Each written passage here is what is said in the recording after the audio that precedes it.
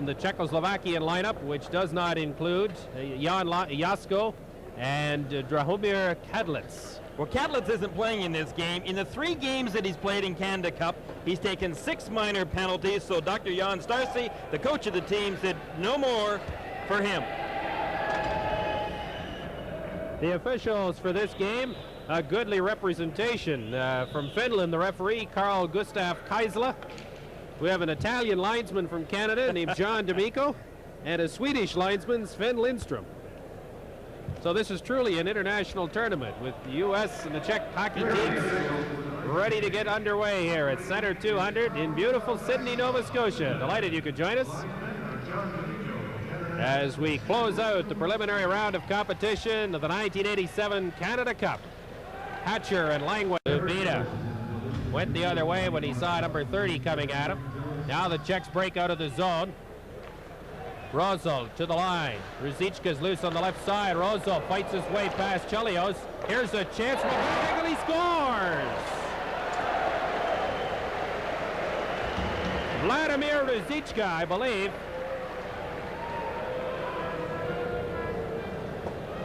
Well, that was teeing it up and letting it go. Watch number 17 over to the right of your screen now. He's going to be positioning himself, move from the middle to the right wing side. Ruzicka, who was a left-hand shot, when he got possession of that puck, he just let it go. Good little pass here.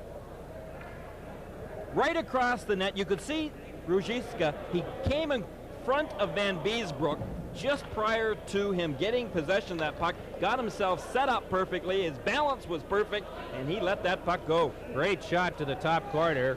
Van Beesbroek absolutely no chance at all, although a couple of American defenders got bunched up in front of him, and nobody took the guy that went wide. So it's 1-0 for Czechoslovakia on the goal by Vladimir Ruzicka at 13:38 of period number 1. And the Americans are down a goal. And after it, the Czechs get there first with Bocek. And now Black into the slot area. Badak lost it. Here's Bob Brook. Brook winds up.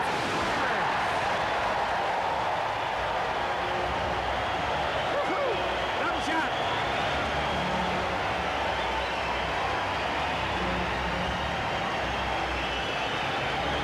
Well, a giveaway at the blue line. A costly error by the Czechs. And all of a sudden, Team USA get on the scoreboard. Number 30, Chris Nyland, takes that puck and just ends up blasting it just inside that post. Catches Hasek over too far to his left. And an unexpected goal scorer in Chris Nyland. I think sometimes he ends up getting possession of the puck at times because the opposition just doesn't know quite what he's going to do. Don't tell Chris Nyland that Idak tries it again. Bocek from the line. There's a chance. Van Beesbroek just saw it at the last minute and deflected it over top of the net. Badak, Bocek. Here's another shot. They score! Woo!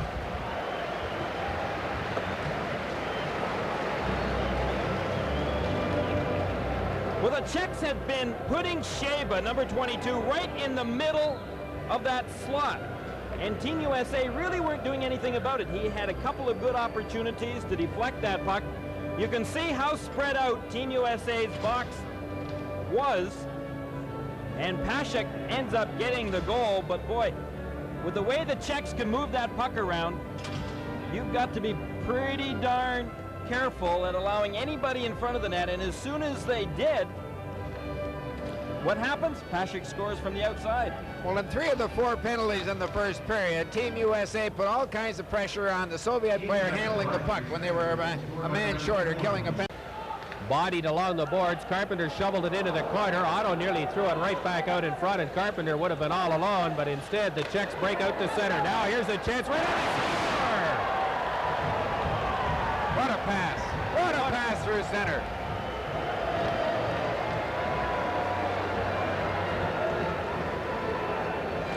Well, that long pass, take a look at it. Number 6 right here, Chaika. He's got his head up, He just throws that puck across to number 24, Herdina, and Herdina lets that bullet go low side right underneath of that glove on Van Beesbroek. What a shot. That pretty much puts this game away for Team USA and their opportunity to go on any further. The Czechs with a 3-1 lead now on Herdina's goal.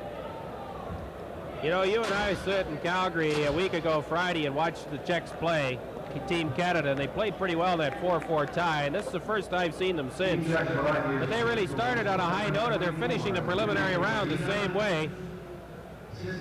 Herdina from Chaika at 16:04 in the Soviets, and things have gone downhill since that time. Well, they have had some difficulties in the latter part of this schedule. However, it has not been without effort. They have really played with a lot of intensity, and let's face it, this has been a great hockey game tonight. I have to second that. Great positional play by both teams, some tremendous checking, great goaltending at both ends, and again, the Czechs with their fleetness of foot and the wizardry of the stick. Their handling of the puck and their passing and pass receiving is first class. And number 2 standing in the nets has stood very tall indeed for Czechoslovakia in this game, because the Americans have had some quality scoring chances, and Dominik Hasek has really showed you why he is a good candidate for player of the game. So 38 seconds to go in the third period. The puck comes back to Chelios, across to Suter. There's the shot, deflected just wide. Chelios hustles after it. There's another shot. Hasek managed to deflect it away. Housley tried to throw it in front. The puck is on the mesh. Hasek has lost sight of it. It comes back out to Suter. Another shot right on. Another chance. Scramble in front of the net. Holland missed the open side. And Hasek is able to clear it around on the boards. 15 seconds left. Here's a chance for Otto to back to Suter. He missed the net. Chelios controls it at the boards. Another chance right on. And Hasek squeezed it between his pads with 5 seconds to go. There's a sign of unbelievable goaltending. There was a shot that changed direction halfway in. His legs were apart, yet he got them together and made the save. Not going to beat a great goaltender in the 5-hole. Well, not even with 4 Team USA players standing in front of him, milling all around him. They still can't put that puck in the net by him. You could see that Big Otto was trying to wrestle that puck off, and then they just kept shooting away from the point. Suter had a good chance, but there's no way. Hasek gets down, but at the same time when he gets down, Howie, as you had said, he can see that puck all the way, and boy, he is quick as a cat. There's the shot. Watch this. 5 seconds to play in the third period.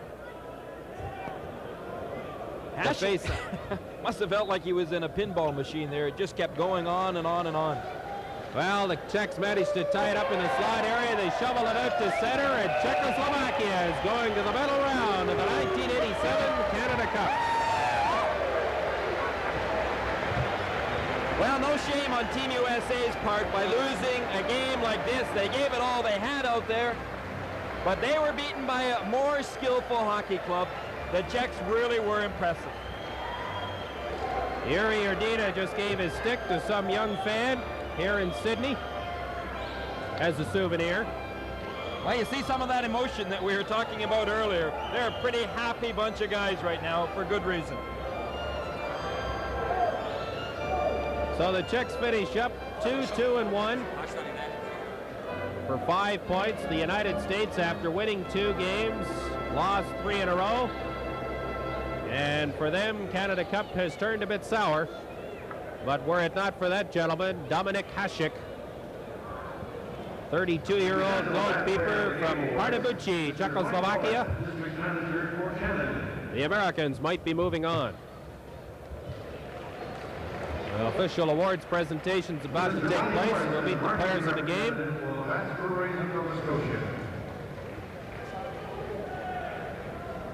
The last player of the game for Team Czechoslovakia will receive the complete set 10/1988 Olympic Winter Games coins, courtesy of Canadian Tire. Number 2, Dominik Hasek.